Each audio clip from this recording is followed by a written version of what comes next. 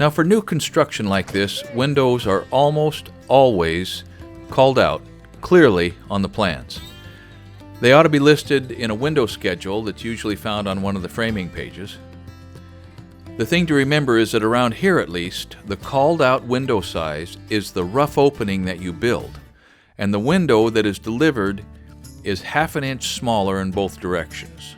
This way, there is room for the window and about ¼ an inch all the way around for shimming and fitting. Now I ordered all of my building materials, including the windows, from Garrett's Building Supply. And they even sent their millwork specialist, Jason Smith, over to the site before I placed the final order to make sure we were getting it exactly right. There are an enormous amount of choices related to windows, so it really helps to talk to a specialist, someone who's familiar with all of the choices and all of the products that are available. The windows themselves come from Milgard. They're vinyl. They have a layer of gas in between the two panes of glass, and these windows in particular are pretty decorative in order to match the craftsman aesthetic of this house. Now Milgard has a great warranty. I've used them for a long time and I recommend them. If your house was framed properly and your windows were ordered properly, installation is pretty easy. Doors, windows, and siding are all exterior finish work, and they are very often handled by the same contractor. These components use most of the same tools, and they're certainly interconnected. We brought in some pros to help with this phase of our house, and you'll get to know these guys over the next few episodes. This was the first time I had the chance to work with Ken, Nate, and Jim, and I'm telling you, it was a pleasure. As I have said before, and as you have probably learned, there is no better way to get to know someone than by working together. I'm not so worried about plumb. I'm worried. Might change when we lock it in. Yeah. The first thing I want to point out regarding installation of windows is a couple of big picture items. You have to think of windows as a penetration into your house. It's a prime opportunity for air, water, and insects to get in and out, so it really takes some special attention. The first thing you're watching us do is to cut our house wrap back from the edge. This way we can tape it to the sheeting right at the edge of the window. This stops air that happens to get behind the house wrap from turning the corner and leaking into, or out of, for that matter, the house. From my point of view, the taping and waterproofing of windows is a place where I am happy to overkill. This tape is not all that expensive, so we are applying it liberally. We're also avoiding creases and wrinkles if we can, rolling it out firmly, cleaning off the surface as best we can before we apply it, and just really trying to take care that this tape is going to be able to do its job.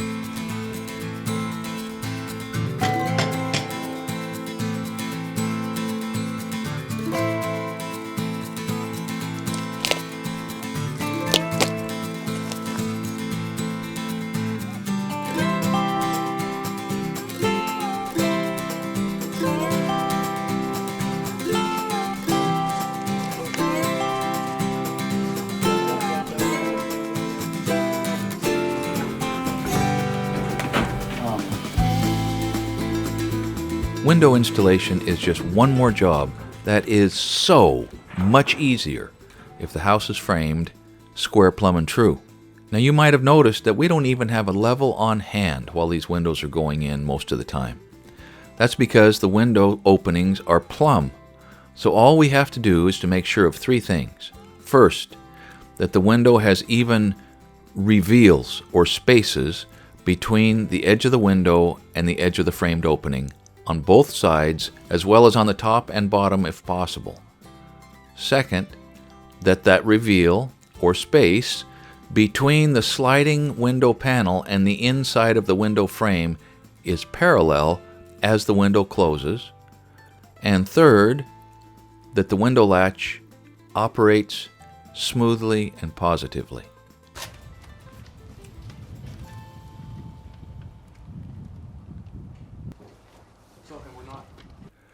Around our big windows, if you remember, there's no house wrap because we used zip system sheathing.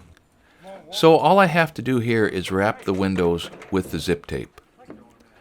This is also a good chance to show you how we are tilting the window sills, the bottom sills, to slope them towards the outside. We're doing this with shims. I framed these openings with 2 bottom sills for this exact reason. Now I don't expect any water to touch our windowsill here, but if it does, it will run to the outside instead of the inside of the house.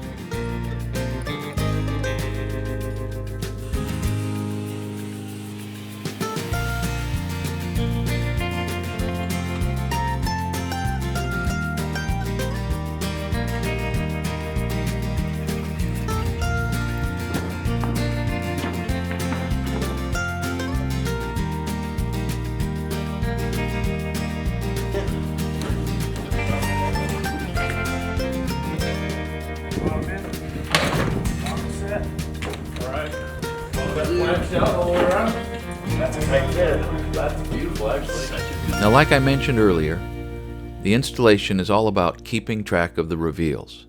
You want the same gap all around the outside edge of the windows, the same gap around the interior edges of the individual sliding panes.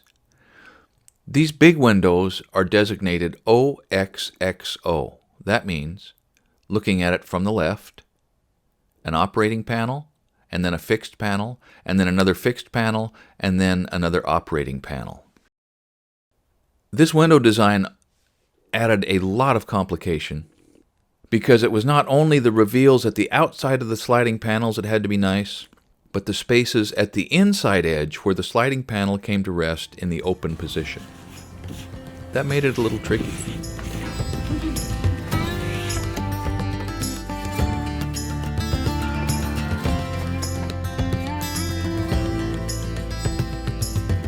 Helpful. We put another layer of zip tape around the window flange itself and roll it out firmly with a roller. If you're using their sheathing, you have to use their tape if you want their warranty to remain intact. When we talked about this stuff before, I mentioned how it's a lot more expensive than regular wall sheathing and then putting house wrap over the top. Looking back now, I am not so sure. With the time savings of using a zip system and avoiding all of that nonsense with the house wrap, it could be that the cost between the two is much closer than I thought.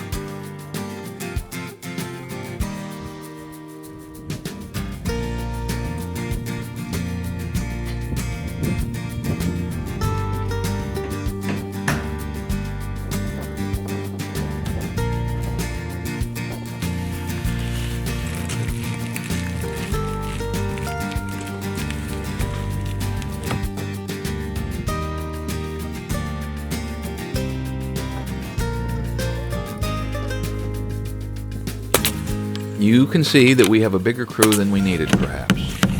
But this is one of those jobs in construction that requires 2 people at least. And on windows as big as these, more than that.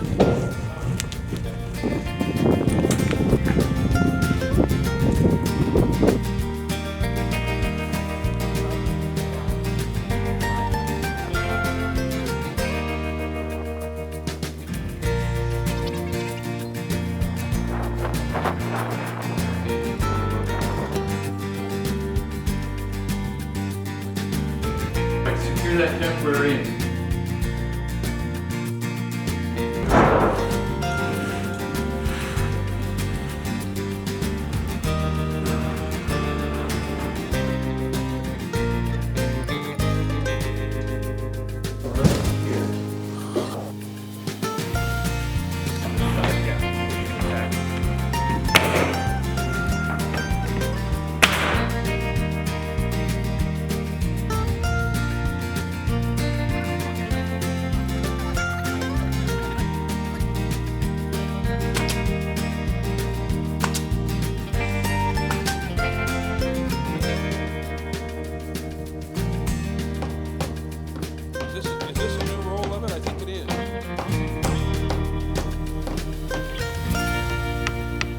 One of the advantages of having a window with flanges is that it will require little or no shimming to hold it in place. The flanges have a lot of nail holes, and so a nail or a temporary screw can be put in anywhere, anytime that a little extra support is needed instead of a shim. Now, speaking of nails, roofing nails with their large diameter heads is what I prefer when I'm nailing in a window, and I absolutely do not put a nail in every hole. Fewer nails are fewer opportunities for leaks. And with the tape over the top of the flange and the trim over the top of everything, with 4 or 5 nails in each side, these guys are going nowhere.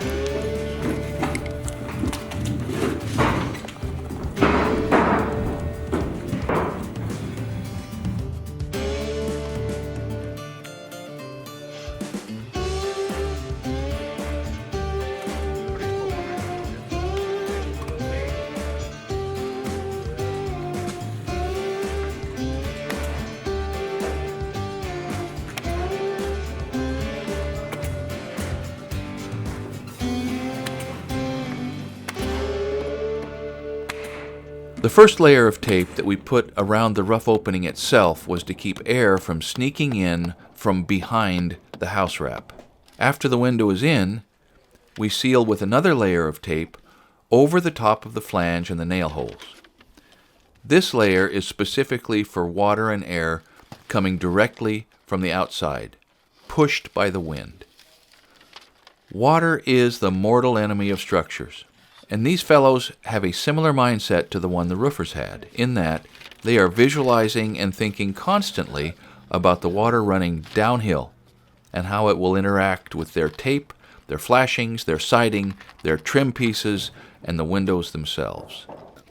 You'll be seeing a lot of this in the next couple episodes. That'll mush together.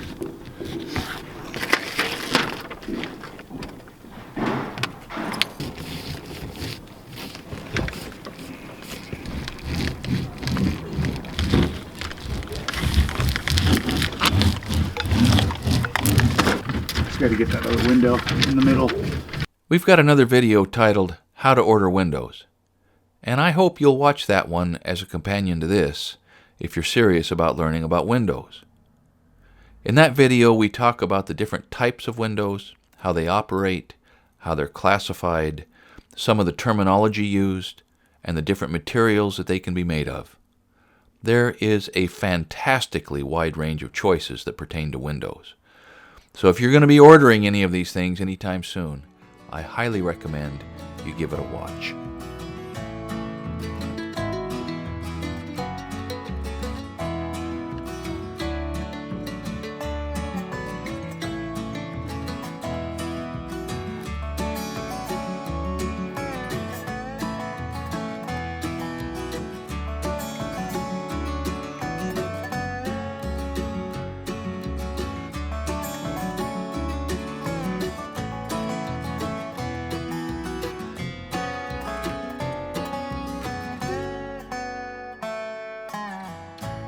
We very much appreciate you watching our series. If you want to know what we paid for these windows, we are making that information available to those who support us on Patreon or through our website. Thank you for watching Essential Craftsman, and keep up the good work.